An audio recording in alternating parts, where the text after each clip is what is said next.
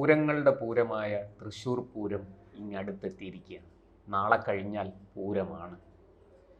ഇന്ന് ചമയം, അതിനുശേഷം സാമ്പിൾ വെടിക്കെട്ട് നാളെ നടക്കും. മറ്റന്നാ പൂരം അരങ്ങേറും. അപ്പോൾ കഴിഞ്ഞ തവണ നമ്മൾ പൂരത്തിൻ്റെ വിശേഷങ്ങളൊക്കെ കേട്ടതാണ്. വലിയ തോതിൽ അത് വിവാദമാക്കാൻ സർക്കാർ തലത്തിൽ നിന്ന് തന്നെ ശ്രമം തുടങ്ങി. പൂരം അട്ടിമറിച്ചു, പൂരം കലക്കി, സുരേഷ് ഗോപിക്ക് ജയിക്കാൻ വേണ്ടിയിട്ട് പൂരം വലിയ തോതിൽ പൂരത്തിനകത്ത് ഇടപെടലുകൾ നടത്തി എന്നൊക്കെയുള്ള ആക്ഷേപങ്ങൾ 4 ഭാഗത്തു നിന്നും ഉയർന്നിരുന്നു. ഇപ്പോഴിതാ വീണ്ടും തൃശ്ശൂർ പൂരം വിവാദത്തിന് തിരികൊളുത്തിയിരിക്കുകയാണ്. ഈ കുറി ഈ വിവാദത്തിന് തിരികൊളുത്തിയത് നമ്മുടെ ദേവസ്വം മന്ത്രി VN വാസവനാണ്. അദ്ദേഹം പൂരത്തിൻ്റെ അവലോകന യോഗത്തിൽ പങ്കെടുത്തു. കേന്ദ്രമന്ത്രി സുരേഷ് ഗോപി ഉണ്ടായിരുന്നു, MLA മാരുണ്ടായിരുന്നു, റവന്യൂ മന്ത്രി രാജൻ ഉണ്ടായിരുന്നു. എല്ലാവരും പങ്കെടുത്ത് സുരേഷ് ഗോപി അവിടുന്ന് യാത്രയായതിനു ശേഷം, കേന്ദ്രമന്ത്രി അവിടുന്ന് പോയതിനു ശേഷം ഈ പത്രപ്രവർത്തകരെ ഒരു പത്രസമ്മേളനത്തിന് വിളിച്ചു ദേവസ്വം മന്ത്രി. ആ പത്രസമ്മേളനത്തിൽ അദ്ദേഹം പറയുകയാണ്, ഒരു തരത്തിലുള്ള മതചിഹ്നങ്ങളും പൂരത്തിൽ അനുവദിക്കില്ല.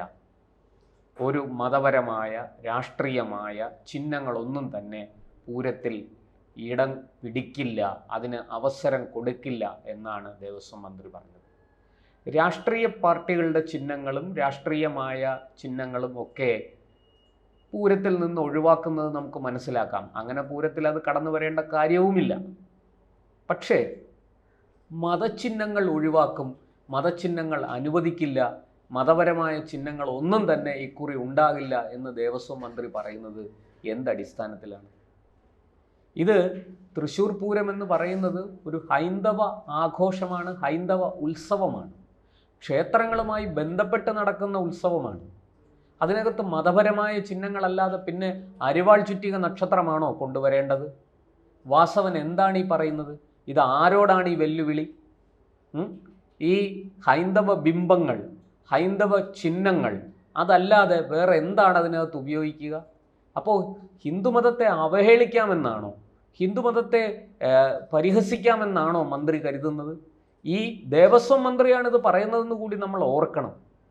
ഹൈന്ദവ ആചാരങ്ങൾ, ഹൈന്ദവ അനുഷ്ഠാനങ്ങൾ, ഹിന്ദു ക്ഷേത്രങ്ങൾ ഒക്കെ സംരക്ഷിക്കാൻ വേണ്ടി ഉണ്ടാക്കിയിരിക്കുന്ന ദേവസ്വം ബോർഡ് ഭരിക്കുന്ന ദേവസ്വം മന്ത്രിയാണ് വന്ന് പറയുന്നത് മതപരമായ ചിഹ്നങ്ങളൊന്നും അനുവദിക്കില്ല എന്ന്. ദേവസ്വം മന്ത്രിയുടെ തലയിലെ ആണിക്കല്ല് ഊരിപ്പോയോ? എനിക്ക് സംശയമുണ്ട്. ഇതെവിടുത്തെ ദേവസ്വം മന്ത്രിയാണ്? അദ്ദേഹം CPMൻ്റെ മന്ത്രിയാണോ? അതങ്ങ് കയ്യിൽ വെച്ചാൽ മതി. ഹിന്ദു ക്ഷേത്രങ്ങളിൽ ഹിന്ദു ആചാര അനുഷ്ഠാനങ്ങൾ അരങ്ങേറുമ്പോൾ അവിടെ ഹൈന്ദവ ബിംബങ്ങളും ഹൈന്ദവ ചിഹ്നങ്ങളും തന്നെയായിരിക്കും ഇടം പിടിക്കുക. അവിടെ മറിച്ച് CPMൻ്റെ അരിവാൾ ചുറ്റിക നക്ഷത്രമല്ല അവിടെ ഇടം പിടിക്കേണ്ടത്. അത് മന്ത്രി മറന്നുപോയിരിക്കുന്നു. അദ്ദേഹം ഈ കേരളത്തിലെ മാത്രമല്ല രാജ്യത്തെ മുഴുവൻ ഹിന്ദുക്കളെയും ആക്ഷേപിക്കാൻ തുനിഞ്ഞിറങ്ങിയിരിക്കുകയാണോ? എന്താണ് അദ്ദേഹത്തിൻ്റെ ഉദ്ദേശം? എന്തിനാണ് ഇത്തരത്തിലുള്ള ജൽപ്പനങ്ങൾ നടത്തുന്നത്? ഇത് ആരെ തൃപ്തിപ്പെടുത്താനാണ്? നമുക്കെല്ലാവർക്കും അറിയാം, കഴിഞ്ഞ വർഷം ഈ പൂരം കലക്കാനുള്ള ഗൂഢാലോചന അതിനും 1 വർഷം മുമ്പ് തുടങ്ങി എന്നാണ് ഇവരൊക്കെ പറഞ്ഞു പരത്തിയത്. സുരേഷ് ഗോപി ജയിച്ചപ്പോൾ അത് സഹിക്കുന്നില്ല. ജനങ്ങൾ വോട്ട് ചെയ്തു, സുരേഷ് ഗോപി ജയിച്ചു.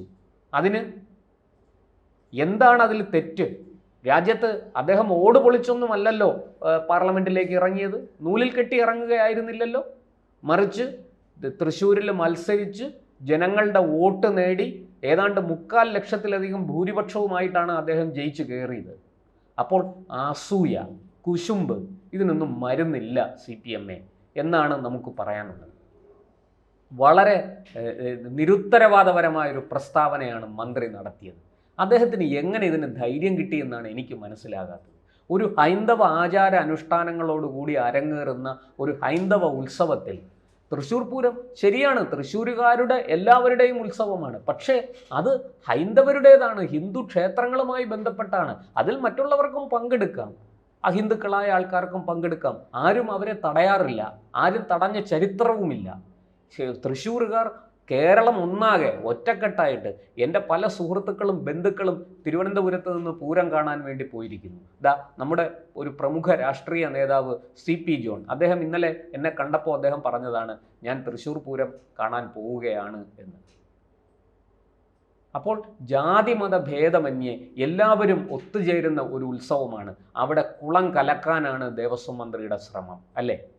ഈ ഹിന്ദു ക്ഷേത്രവുമായി ബന്ധപ്പെട്ട് ഈ പാറമേക്കാവ്, വടക്കും നാഥൻ ഒക്കെയുള്ള ആ തൃശ്ശൂർ റൗണ്ടിലാണ് ഇത് നടക്കുന്നത്. അങ്ങനെയുള്ള ക്ഷേത്രങ്ങളുമായി ബന്ധപ്പെട്ട് നടക്കുന്ന ഉത്സവം 8 ഘടകക്ഷേത്രങ്ങൾ അതിൽ പങ്കെടുക്കുന്നു. അതിനകത്ത് ഹൈന്ദവ ബിംബങ്ങളല്ലാതെ, ഹൈന്ദവ ചിഹ്നങ്ങളല്ലാതെ മറ്റെന്താണ് ഉപയോഗിക്കേണ്ടത്? അപ്പോൾ നാളെ ഇനി ഭഗവാന്റെ ബിംബം അവിടെ ഉപയോഗിക്കാൻ പാടില്ല എന്ന് പറയുമോ ഇവർ? തിടമ്പ്, അതിൽ ഭഗവാന്റെ രൂപമാണ് കൊത്തിയിരിക്കുന്നത്, അതൊരു ചിഹ്നമല്ലേ, അതൊരു ബിംബമല്ലേ, അത് ഉപയോഗിക്കേണ്ട എന്നാണോ മന്ത്രി ഉദ്ദേശിക്കുന്നത്?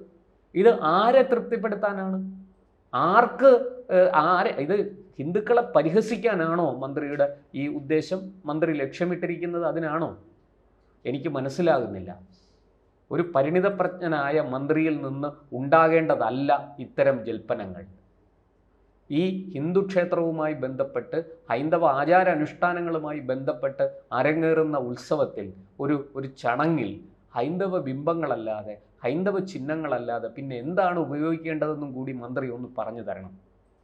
അവിടെ ഞാൻ നേരത്തെ ചോദിച്ചതുപോലെ അരിവാൾ ചുറ്റിക നക്ഷത്രമാണോ അവിടെ ഉപയോഗിക്കേണ്ടത്?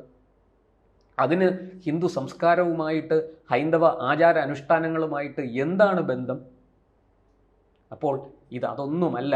ഇത് ചിലരെ തൃപ്തിപ്പെടുത്താൻ വേണ്ടി ഞങ്ങൾ ചിലർക്കൊക്കെ മൂക്കുകയറിടും എന്ന് സുരേഷ് ഗോപിയുടെ വിജയം ചെറിയ തലവേദനയൊന്നുമല്ല, അല്ലെങ്കിൽ ചെറിയ അങ്കലാപ്പൊന്നുമല്ല CPMന് സൃഷ്ടിച്ചിരിക്കുന്നത്.